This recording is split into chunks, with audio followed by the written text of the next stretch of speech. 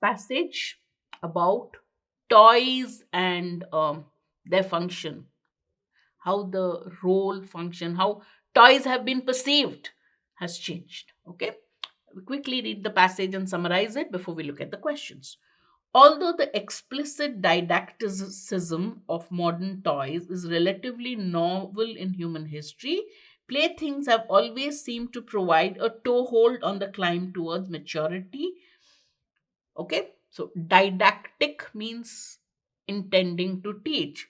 So the explicit didacticism of modern times is a new event in human history. Every toy seems to be like educational toy, instructional toy. There's some sort of learning that a child is having through toys. This didacticism is a novel, is a new thing in human history. Playthings have always provided a toehold to the world of maturity. Somewhere they've helped your development. A ram shaped pull toy from the 3rd millennium BC city of Tel Asmer likely encouraged a Mesopotamian child to practice crawling on the floor and then toddling down the rain. In the Kalahari Desert, the child sized bow and arrow still helps to prepare the San child for his eventual role in the hunt. So it's always had some sort of connection with, the mature world or what you're going to do later. But this explicit teaching part of it may be new. Following the spread of capitalism and the Protestant ethic beginning in the 16th century, play in much of the Western world was frowned upon unless it was construed as a form of physically, mentally, and morally productive work.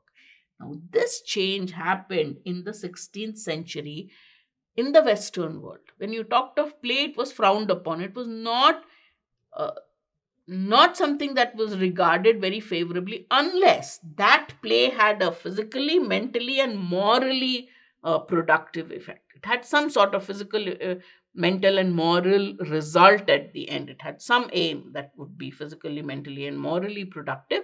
Play was frowned upon. It was not looked down upon. Educational toys like the ones that filled my son's playroom emerged more or less directly from that kind of moralizing and industrious zeal. So she's now toys that are there in a child's room are from that philosophy that a toy or play should be morally, physically, mentally, and morally productive. In the mid 20th century, that zeal gained a dubious neuroscientific rationale. That industrious zeal that everything that has to have a purpose, a child should learn, that had a dubious neuroscientific rationale. So they added a neuroscientific angle to it, you know, and the author calls it dubious because he or she doesn't believe in it. Beginning in the 1960s, researchers studying lab rats, cats, and rhesus macaques found that mammals needed relevant stimulation early in their lives in order to develop crucial faculties such as sight. They also, so you should give them the right kind of stimulation to develop their faculties, and these faculties included sight also. They also discovered that young creatures had a superabundance of synaptic connections that were dramatically pruned back as they developed. So they also had a lot of synaptic connections, something that happens in the nerves, uh, that were became less as they developed. Animals reared in environments where they could interact with toys and other members of their species had more synapses than those raised in isolation. On their own terms, these were groundbreaking insights into what is now known as neuroplasticity. And what is neuroplasticity? The study of how the brain changes over time. But the results were quickly lumped together when they did that experiment on cats and dogs and rhesus monkeys, and not monkeys, macaques, and all that. What did they develop? They looked at these results, found that,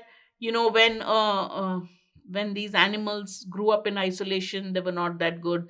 When they grew up with toys and playthings, they develop better faculties. All these results, they bunched them together, lumped them together, and extrapolated them to human beings in scientifically unfounded ways. They assumed that this will work in human beings also. And they did it without using scientific, proper, established methods. Over the next 30 years, the beliefs took root that we have to stimulate young children's brains through toys, bilingualism, and snatches of intrauterine back in order Bach music in order to ensure those brains are forming and maintaining the maximum number of synapses so that children can reach their fullest potential and avoid lifelong drudgery, misery, even criminality. Therefore, from then the theory has been give them as much stimulus as possible, keep those synapses in the brain active so that they live to their full potential. In the late 1990s, the neuroscience writer and research funder dubbed this the myth of the first 3 years, right? There was a myth that a child learns the maximum the first 2 or 3 years, therefore, give him as much input. He called it the myth of the first 3 years. That is the passage. Toys, role of toys, an experiment on the neurological impact, then which was extrapolated to human beings without much basis. And later they said that they quoted somebody saying that this is the myth. So there's not probably what has been stated by them is not necessarily true about giving a child educational toys and motivating them so that they reach their potential. Based on the passage, which of the following would be the most in line with the Western world's idea of play? What was the Western world's idea of play? They didn't believe, they looked down on it unless it had physical, mental, and morally productive results, right? Moral results. So that that play should be physically, mentally, and morally productive. That was the Western view. So which of these options would be in line with that?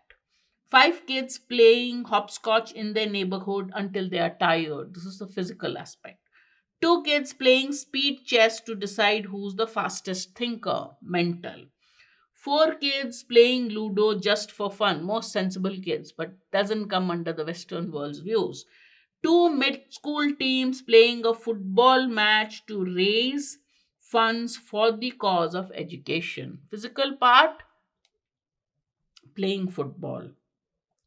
Moral part, raise funds for education, which will take care of the mental faculties of a lot of people. Okay. Two middle school teams fencing with each other, each relying on the study of the opponent's strategy to beat them, a mental thing. So, all physical, mental, moral get into D. Therefore, the correct answer is